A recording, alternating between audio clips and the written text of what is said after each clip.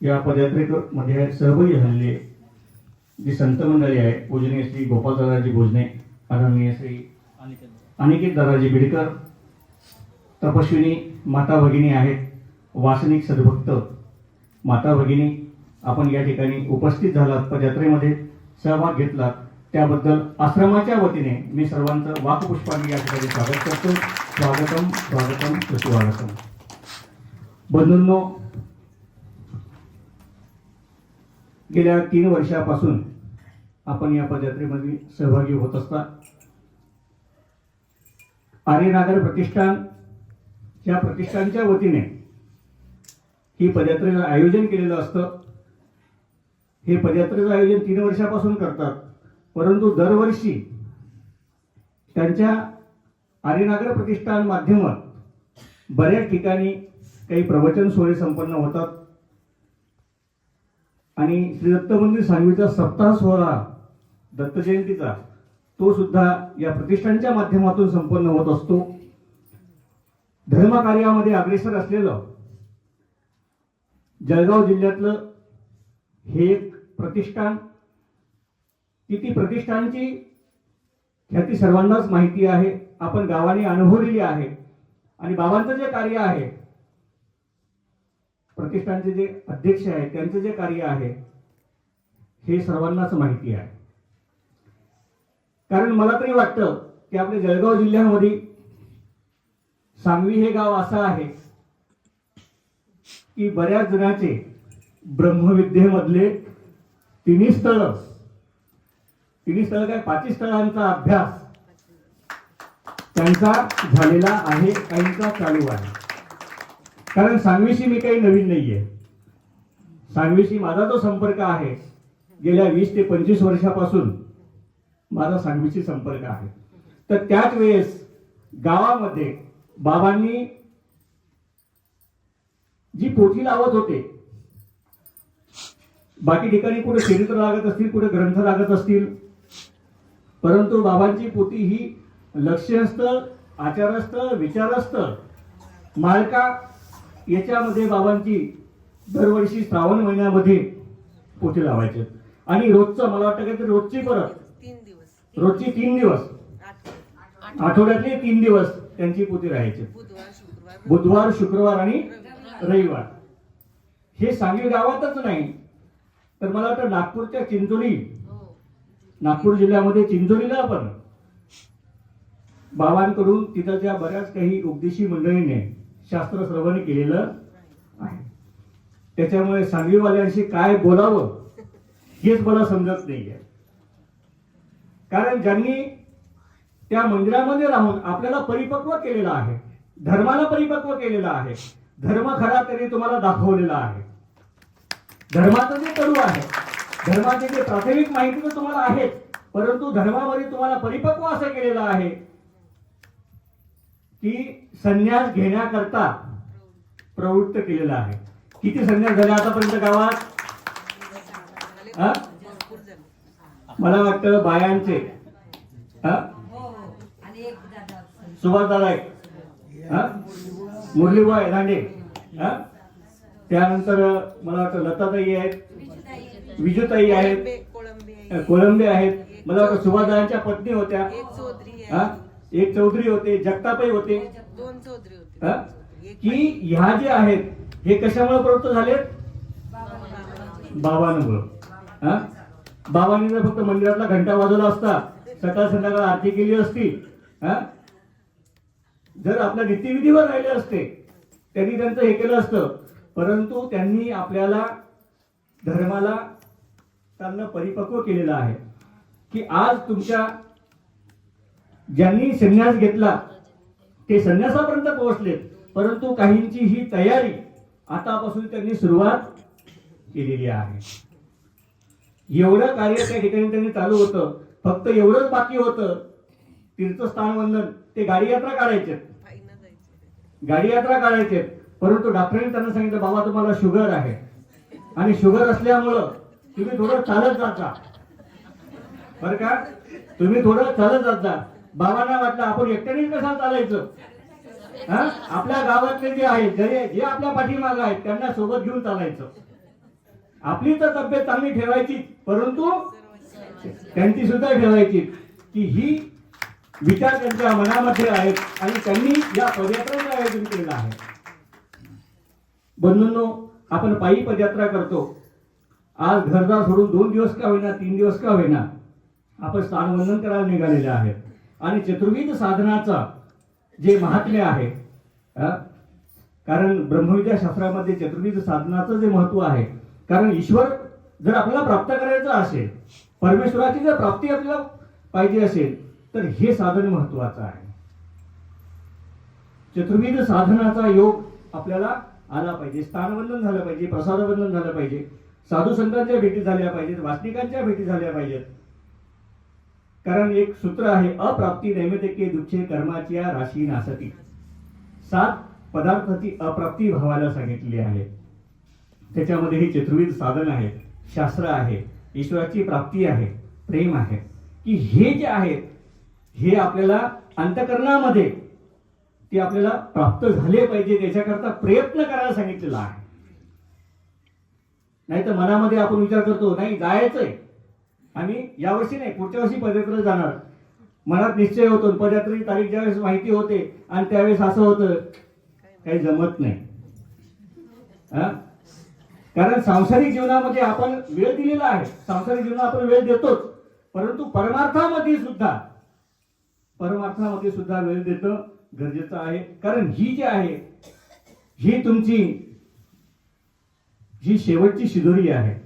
आपण जे धर्मकार्य करणार आहात, आपण जे स्थानवंदन करणार, प्रसादवंदन करणार, साधू संतांच्या भेटी घेणार, या चतुर्विध साधनाचं वंदन घडल्यानंतर साक्षात स्वामी म्हणतात, चालता बोलता देव भेटला एवढं गोमट प्राप्त होतं.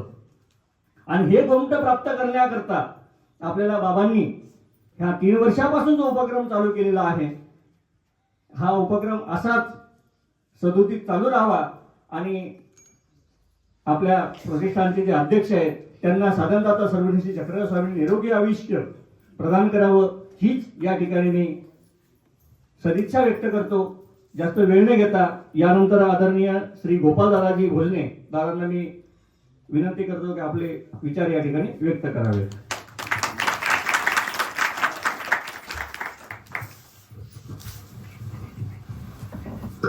वंदू चक्रधरा कृपा गुणवरा सर्वेश्वराची परा कारुण्या नटना दया द्वैकरा विघ्नादि दोषारा सबंधे जड जीव तारुणीवरा कृता इदरा दातारा करुणा करा वरमती द्यावी विभो गुर्जरा सर्वज्ञ श्री चक्रधर स्वामी.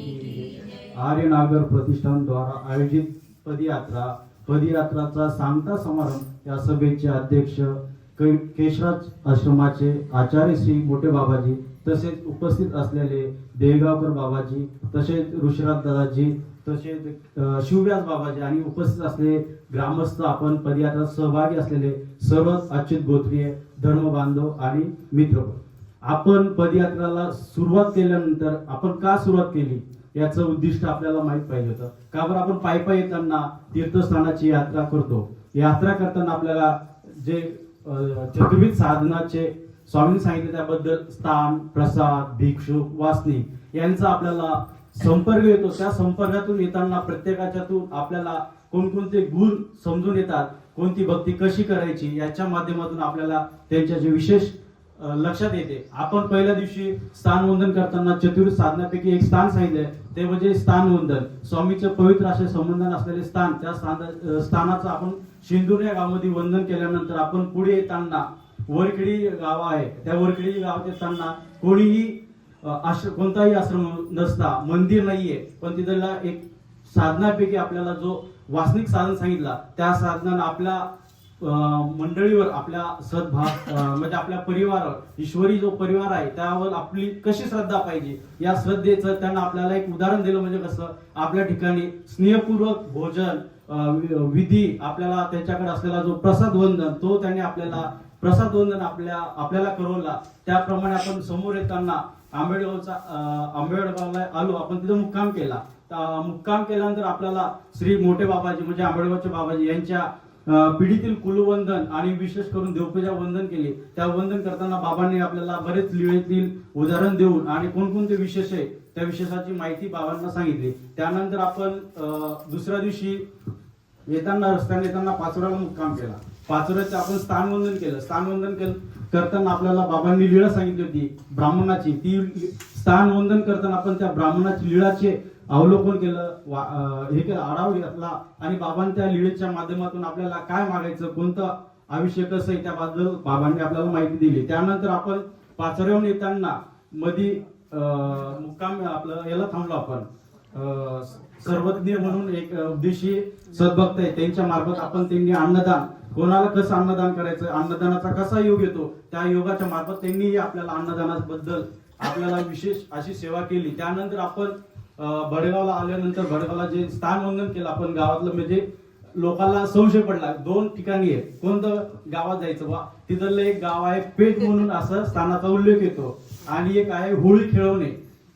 म्हणजे आपण जे बाहेरचं ज्या स्थानवंदन केलं होतं तिथं होळीचा खेळ स्वामींनी खेळला होता, त्या स्थानाचं आपण वंदन केलं. तिथंच आपले गावचे राहुल पाटील यांच्या मार्फत आपण भोजनाचा आस्वाद घेतला आणि त्यानंतर आपण मार्गस्थ होताना वडदे इथं आपण मोठ्या बाबाजीच्या आश्रमामध्ये भेट घेतल्यानंतर आपण समोर येताना श्री ऋषराज दादाजी यांच्या आश्रममध्ये देवपूजा वंदन करताना त्यांनी आपल्याला किती प्रकारचे वंदन सांगितले हे आपण कधी ऐकले नव्हते. त्याच्यामध्ये कमीत कमी म्हणे माचोळीमध्ये 134 का 128 विशेष आहे आणि वस्त्र प्रसाद आहे, धातू आहे, असे बरेच ठिकाणी आपल्याला त्यांनी सांगितलं. त्यानंतर आपण समोर येताना आपलं स्थानवंदन केलं, कनाशीच्या इथलं स्थानवंदन. बाबांनी त्या लीळेची माहिती सांगितली. पण काही लोक म्हणतात की आपल्या गावात दररोज येणार आहे की चला बा कुठं जायचं तर कनाशीला जायचं. मग तेव्हा मला समजली बा कनाशीला काय जायचं, तर बाबांनी आपल्या लीळेच्या माध्यमातून सांगितलं की कनाशीला गेले की आपली मनोकामना पूर्ण होते. असेच आपल्या गावात येणारे बरेच सद्भक्त आहेत, त्याबद्दल बाबांनी माहिती दिली. आणि आपण इथं आता सकाळी बाबांकडे नाश्ता घेतला, बाबांनी आपल्याला आदरातिथ्य केलं. आपण त्या बाबांना त्रास देण्यासाठी आलो, पण बाबांच्या आधीच एक पदयात्रा येऊन गेले, त्यांचा त्रास आणि आपला त्रास याबद्दल बाबाचे मी क्षमा मागतो आणि आपल्याला असाच योग घडत राहो आणि आपल्याला बाबा असेच पदयात्राच्या मार्फत अनेक स्थानवंदन, अनेक गावाच्या आश्रमातील देवपूजा, मठ मंदिरातील देवपूजा नवीन भेटण्याचा योग येऊ असंच मी बाबाकडून अपेक्षा ठेवतो. आणि नवीन पुढच्या वर्षी जे आपल्याला नवीन सांगतील बाबा असं मी अपेक्षा ठेवतो. आणि माझे माताच पिता त्वमेव बन्धुश्च सखा त्वमेव विद्या द्रविणं त्वमेव सर्वं मम देव. प्रथमतः तुम्हा सर्वांना माझा साष्टांग दंडवत प्रणाम. आता समजा तुम्ही जी तीर्थयात्रा काढली आहे त्या तीर्थयात्रा निमित्ताने होणारी ही छोटीशी समारोपीय सभा आणि या सभेचे अध्यक्ष आमच्या आश्रमाचे संचालक श्रद्धेय आदरणीय प्रातस्मरणीय श्री बाबाजी, आमचे सन्मित्र तुमच्याच गावाचे बाबा, खरं पाहिलं तर ते आधी आमचे आहेत मग तुमचे आहेत. त्यांच्याकडे पाहिल्यावर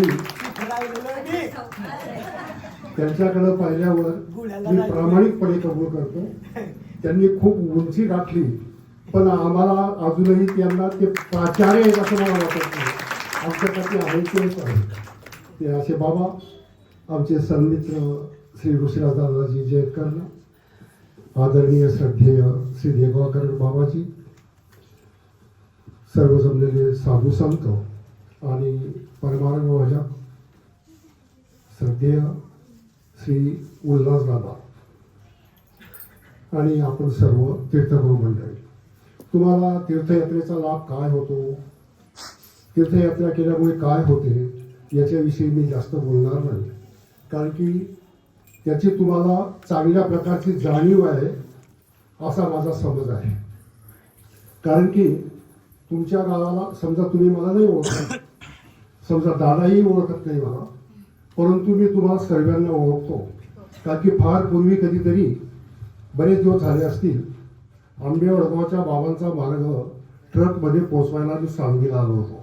88 आणि 88 साली 88 सालची गोष्ट आहे सगळं. आणि दुपारची वेळ होती.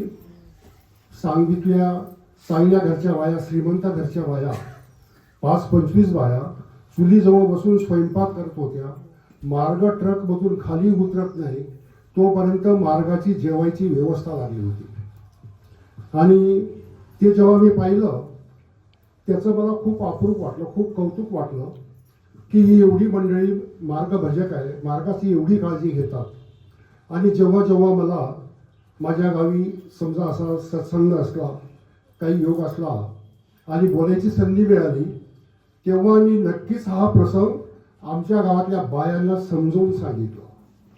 सांगवीच्या बायांचं उदाहरण मी आमच्या गुढ्याच्या बायांना दिलं आणि त्याचा फायदाही असा आला. बिलकुल तुमच्यासारख्या 70-75 बाया आज धर्मसेवा करायला गुढ्यामध्ये तुमची ही कथा सांगून मला तयार करता आली. म्हणजे तुमच्या गावाचा मला चांगला परिचय आहे. मी तुमच्यासमोर एक वेगळाच विषय घेऊन आलो आहे आणि तो विषय मला तुम्हाला सांगणं अत्यावश्यक वाटते. ते आता यावेळेला सांगणं उचित आहे की अयोग्य आहे हे मला नाही समजून राहिलं, परंतु एक धर्मसेवा आहे, या उद्देशाने ती तुमच्यापर्यंत पोहोचावी असं आम्हाला वाटते. आमच्या श्री गुरुजींनी कनाशीमध्ये आश्रम केला. आमच्या गुरुजींचं नाव महाराष्ट्रभर होतं. आमचे गुरुजी म्हणजे कैवल्यवासी श्री राणीदेव खामनीकर बाबाजी.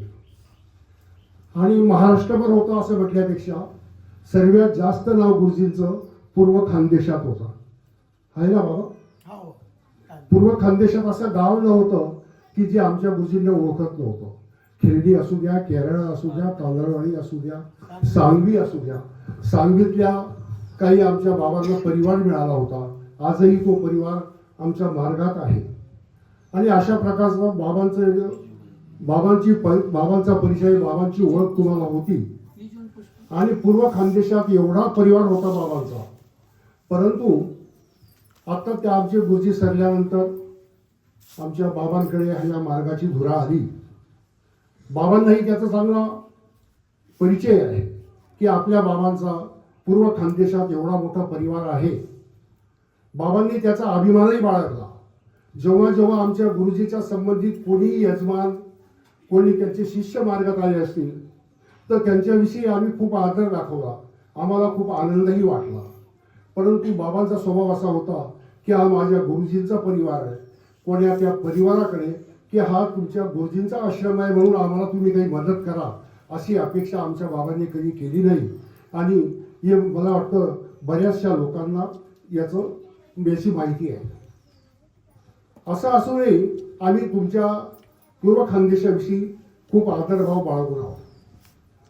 आता बाबांनी एक काम हाती घेतलं. कनाशीमध्ये जे 2 मंदिराची कामं झाली पैकी कन्हेर बाबाचं मंदिराचं कामही आम्हीच पाहिलं. कैवल्यवासी आदरणीय श्रद्धेय प्रातस्मरणीय रणाच्याचे मोठे बाबा यांच्या अध्यक्षतेखाली ते काम आम्ही पाहिलं आणि 5-6 वर्षात ते पूर्णही केलं. जवळजवळ 1 कोटी 10 लाख रुपये त्यावेळेला खर्च करून त्या मंदिराचं काम केलं. 1 कोटी रुपये त्याच्या उद्घाटनासाठी खर्च केले. 2012मध्ये त्या मंदिराचं उद्घाटन केलं. आणि नंतर मग एक स्थानाचं काम बाकी होतं. मार्गी ब्राह्मणा वर्गणी वर प्रधानस्थान. या स्थानाचं काम त्या गाव लोकांना वाटलं की हेही मंदिर पूर्ण व्हावं आणि त्यांनी कनाशीमधून आमच्या बाबांची निवड केली की बाबांनी हे काम पाहावं करावं. बाबांनीही ते काम हाती घेतलं. आतापर्यंत जवळजवळ आपण 70-1 लाख रुपये लावून ते काम केलेले आहे. तुमच्या पूर्व खानदेशातच सोडा, ऑल ओव्हर महाराष्ट्रात एकही गाव असं नाही की तिथं त्या मंदिराच्या वर्गणीसाठी आम्ही गेलो, कोणाला 10 रुपये मागितलं. सांगलीतला एखादी माणूस आहे की आम्ही खडक्या बाबाच्या मंदिरासाठी आम्हाला 1 रुपया द्या म्हणून मागितलं. कुठं मागितलं नाही. उचितवादी दैववसे जे मिळालं, मार्गाच्या नावाने जे मिळालं त्याच्यातून बाबांनी ते मंदिराचं काम उभं केलं. त्या मंदिराचं काम बाबांनी उभं केलं आणि देवाने ते करूनही घेतलं. तो श्री कन्हेर बाबा मंदिराच्या कामाच्या वेळेचा आम्हाला अनुभव होता की देवाचं काम करून घेतो आपण फक्त निमित्त असतो. आत्ताही आम्हाला लाज वाटते की श्री कलेलाल बाबाचं काम आम्ही केलं असं म्हणायचं धाडस आम्हाला होत नाही, कारण की आम्ही त्याच्यासाठी एकाही गावाला गेलो नाही. कलेलाल मोठ्या मंदिराच्या कामासाठी एकाही गावाला आम्हाला जावं लागलं नाही. लोक जागेवर आले, लोकांनी आम्हाला मदत केली आणि मग ते अशाच्या मंदिराचं काम असा बाबांचा मनोबळ होता.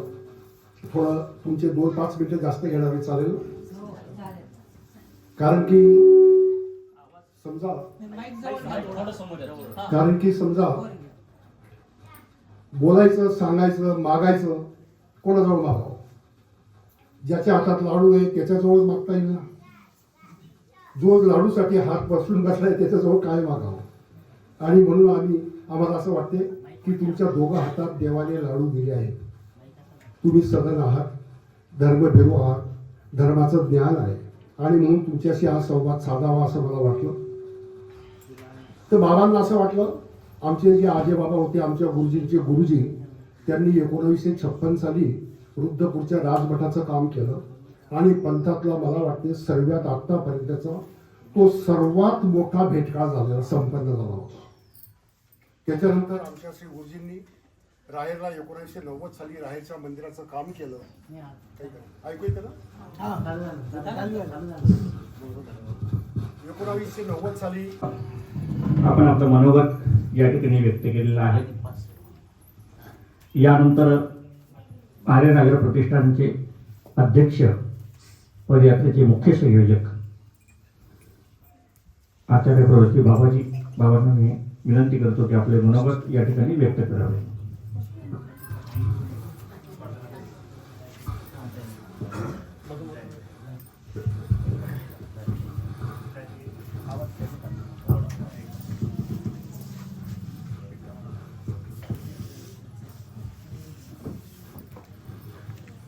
श्रीमच्चक्रधरान्द्रिपङ्कजरता संवेद कला स्वादिता प्रेमामोद सुचार नित्य निरता स्वानंद आह्लादिता चिद्ब्रह्मादिपलोग पुष्पजनिता नंदादिसारोदिता सद्धर्मोक्ति सुरंदिता मधुकरा श्रीनागदेवा नमो सर्वज्ञ श्री आर्यनागर संचलित पदयात्रेचा समारोप, त्या निमित्ताने आयोजित केलेली धर्मसभा. या धर्मसभेचे अध्यक्ष परमादरणीय पूजनीय प्रातस्मरणीय माझे स्नेही बंधू केशवाचार्य आश्रमचे संचालक बाबाजी, या सभेला उपस्थित असलेले आदरणीय श्रद्धेय प्रातस्मरणीय आमचे ऋषिराज दादाजी, त्याचप्रमाणे महंत शिवव्यास बाबाजी, आता ज्यांनी आपलं वक्तव्य केलं असे मधुआबा, आम्ही मधुआबाच म्हणतो, त्यांचं नाव काही घेत नाही दीक्षित, आमच्या डोक्यात फक्त मधुआबाच. त्यानंतर आमचे पदयात्रेचे संचालक अनिकेत दादाजी, गोपाल दादाजी, शिवव्यास बाबा आणि आश्रमस्थ सर्व संत महंत आणि यात्रेकरू सर्वच बंधू भगिनी, आपण सर्व या पदयात्रेच्या निमित्ताने आज या ठिकाणी सांगता समारोप करण्यासाठी एकत्रित आलो. शेंदुर्णी पासून निघालेली पदयात्रा आज या कनाशी गावाला संपलेली आहे आणि आपण या 4 दिवसाच्या माध्यमातून बरंच काही पदरात पाळून घेतलं आणि पदरात पाळून घेताना आज मधुआबांनी आपल्याला सांगितलं, माझ्यावर ढकलून दिलं, कारण 1979 साली मी बाबांच्या मार्गात 79, 80 आणि 81 कैवल्यवासी गुरुवर्य प्रातस्मरणीय आचार्य प्रवर या आश्रमचे संचालक मोठे बाबा यांच्या मार्गामध्ये मांजरोदला गेलो आणि मांजरोदला गेल्यानंतर एक चातुर्मास तिथे केली, त्यानंतर दुसरी चातुर्मास केली, त्यानंतर आमचा मार्ग गुढे या गावाला आला आणि गुढे गावाला आल्यानंतर मधु आबांची आणि आमची खूप पक्की अशी मैत्री झाली आणि त्या माध्यमातून आम्ही बाबांच्या सोबत मी आणि आमचे हे बाबा आम्ही दोन्ही ग्रस्त होतो. तिसरे मानेकर दादा, आता जे म्हणतात मानेकर दादा, ते आम्ही अशी 4-5 मुलं त्या बाबांच्या मार्गात होतो, जुन्या बाबांच्या. दररोज आमचा असा क्रम होता, गुढ्याला बैलगाडीमध्ये यायचं आणि या ठिकाणी आश्रमची स्थापना करायची आहे ना बाबा. या ठिकाणी जे कुणाचं हे उभं केलं होतं हे आम्ही बाबा स्वतः यायचे, मधु आबा स्वतः यायचे, आम्हाला घेऊन यायचे आणि या ठिकाणी आश्रम आम्ही हा उभा केला. कुणाचा त्याचं रूपांतर खूप मोठं झालं आता. त्या माध्यमातून बाबांचं आम्हाला खूप मार्गदर्शन झालं. बाबांपासून मी काही सूत्रपाठाचे धडे सुद्धा गिरवलेले आहेत, गीता सुद्धा याच मार्गात शिकलेलो आहे. असं मूळ जे ब्रह्मविद्येचं आहे ते मला हे कारण आहे.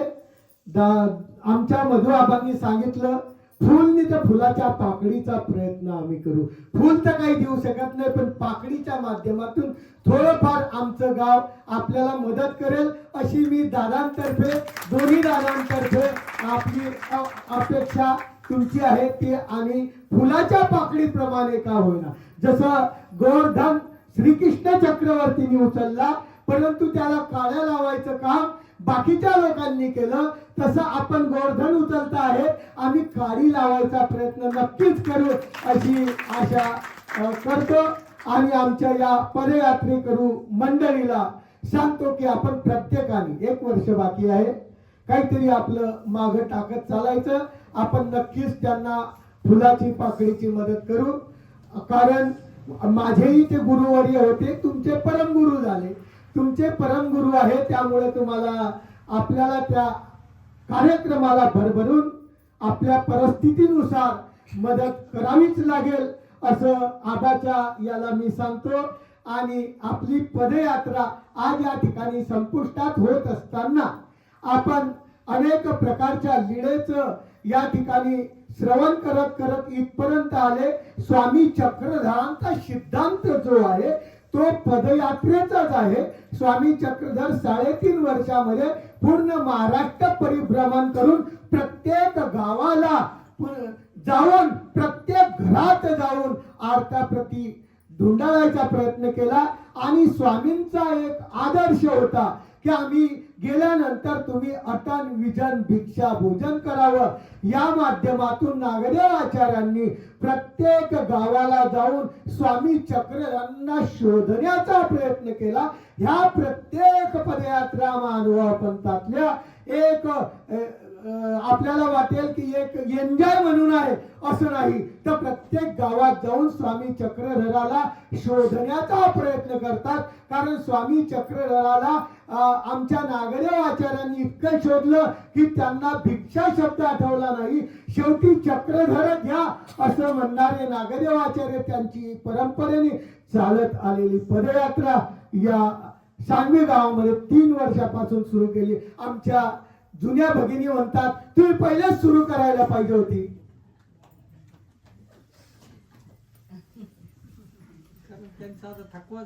परंतु दादा त्यांनी कधी म्हटलं नाही की तुम्ही पदयात्रेला चाला. कसं आहे, स्वामी चक्रांत सिद्धांत आहे की तुम्ही म्हणावं तेव्हा त्यांनी करावं. सांगायला पाहिजे होतं ना, सांगितलं नाही. त्यामुळं तुमचा दोष आहे, त्या आम्ही आमच्यावर घेणार नाही. कारण ही पदयात्रा सुद्धा आमच्या डोक्यात नव्हती, परंतु आमच्या भगिनींनी म्हटलं की तुम्ही पदयात्रा काढा. 1 वर्ष आलं, मागच्या वर्षी मार्ग होता. ते म्हणत आता काही जमणार नाही, जानेवारी महिना सुरू होऊन गेला अर्ध्याच्या वर झाला. या आमच्या भगिनी म्हणायला लागल्या या वर्षी जर पदयात्रा काढली नाही तर आम्ही पुढच्या वर्षी येणार नाही. म्हणून मागच्या वर्षी काढली, थोडी का होईना ती काढली. या वर्षी 4 दिवसाची काढली. आगामी पदयात्रा त्यामध्ये सुनीते गावात आपल्या संसाराचं प्रत्येक काम आपण बंद पाडत नाही. 4 दिवस जर पुण्याला लग्न असलं तर 5 दिवस जातात. तेव्हा दुकान तिथंच राहत. जीवनामध्ये आपण हे करतो संसाराचे काम आणि आपल्याला संसाराचे काम करावंच लागणार आहे. पण त्यानुसार जर आपण विचार केला तर आपल्या जीवनाचं भलं कशात आहे. आपल्या सोबत कोणताही व्यापार येणार नाही, आपल्या सोबत कोणती शेती येणार नाही. आमच्या भूषण दादाला सांगतो की आज 1 दिवस हे केले, पुढच्या वर्षी पूर्ण पाहिजे. प्रत्येकाने आपली लिंक लावा आणि यापेक्षा सुद्धा चांगली पदयात्रा पुढच्या वर्षी काढू. आपण म्हातारे झालो, जे झाले त्यांनी गाडी आणा, कारण आता ही पदयात्रा गेली संघ सांगात मला वाटतं 35-40 वाहन होते आणि 40 वाहनाच्या माध्यमातून ते पदयात्रा होते. तुमच्या छोट्या गाड्या हो, आपण नाही तेव्हा कितीतरी डिझेल पेट्रोल फालतू जाळतो. हे देवासाठी जाळायचा प्रयत्न करा. नाही चालू शकत तर इथून तितकंही चाललं तर देव समजेल की तुम्ही पदयात्रेमध्ये सामील होऊन आम्ही तुम्हाला जवळ घेण्याचा प्रयत्न करू. आगामी पदयात्रा सांगितलीच नाही आहे का? सर्वांना आकर्षण आहे की आगामी पदयात्रा कुठे आहे. आगामी पदयात्रा इतकी सुंदर आहे की प्रत्येकाने त्या पदयात्रेत यापेक्षाही जास्त संख्येने उपस्थित राहावं. आगामी पदयात्रा आहे श्री क्षेत्र पैठण ते श्री क्षेत्र पंचाळेश्वर. श्री क्षेत्र पैठण ते श्री क्षेत्र पंचाळेश्वर. पैठणही महास्थान आहे आणि पंचाळेश्वर सुद्धा महास्थान आहे. परंतु पैठणहून निघाल्यानंतर वडवाडी, माळेगाव, नवगाव, हिरळपुरी, बडेग्राम अशा माध्यमातून, आपेगाव अशा माध्यमातून पंचाळेश्वरला आपला त्या पदयात्रेचा समारोप होणार आहे. 4 किंवा 5 दिवसाची यात्रा राहील, कारण 1 दिवस जायला लागतो, 1 दिवस यायला लागतो. 3 दिवस आपला प्रवास राहील. या प्रवासानुसार किलोमीटर कमी राहतील याची नक्कीच गॅरंटी घेतो. असं मला वाटायला लागलं. काल आम्ही 25 किलोमीटर चाललो. आमची पदयात्रा काल 25. कदाचित कोणाला वाटेल की बाबा गप्पा मारतात, पण विचारा जे पदयात्रेकरू आहेत त्या गाडीला सोडल्यापासून गाडीला धक्काही लावला नाही. आजच फक्त काहीतरी वस्तू पाहिला मध्ये चढलो होतो. मी सुद्धा तुमच्या सोबतच पायी चाललो. असं वाटायचं लोकांना की चालू शकणार नाही, ऐदी आहे, बसून राहतो, अशा प्रकारचे बरेच लोक म्हणतात. परंतु आमची अशी क्षमता आहे की ज्या याच्यात चालसाल त्या याच्यात आम्ही सहभागी होऊ. एकही ठिकाणी बाया तरी बसल्या असतील पण मी बसलो का? म्हणून आपण, कारण मी जर गाडीत बसलो असतो तर तुम्ही मी म्हटले असते आम्ही गाडीत बसतो. कारण जो मेन राहतो त्याला खूप मोठं धैर्य राखावं लागतं. म्हणून असं वाटत लोकांना मला काही त्रास झाला नाही.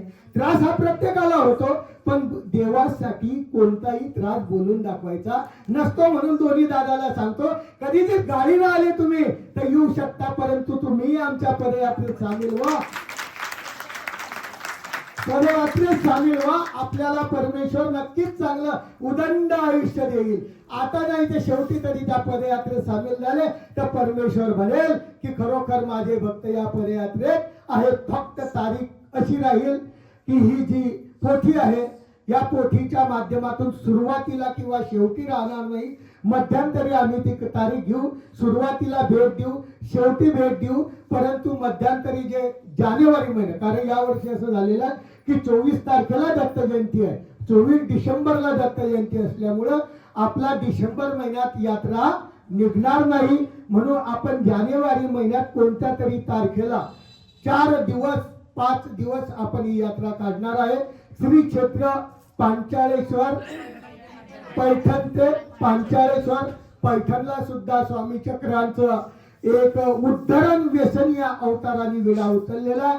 आणि श्री क्षेत्र पंचाळेश्वर की आजही दत्तात्रय प्रभू बाबा त्या ठिकाणी भोजनाला येतात तिथं गोविंद प्रभू बाबाचा आहे, आपल्या स्वामी चक्रयांचा आहे, दत्तात्रेय महाराजाचा आहे. अशा 3 अवताराने पवित्र झालेले आहे पांचाळेश्वर. सुरुवात ही पैठणपासून होणार आहे. बऱ्याच लोकांना उत्सुकता येते पुढं कोणती पदयात्रा येईल. बऱ्याच बायांनी विचारलं, म्हटलं याच्यात काही हे नाही, ज्या दिवशी कनाशी येईल त्या दिवशी आपल्याला या पदयात्रेचा समारोप होईल. म्हणून आपण सर्वांनी लक्षात ठेवायचं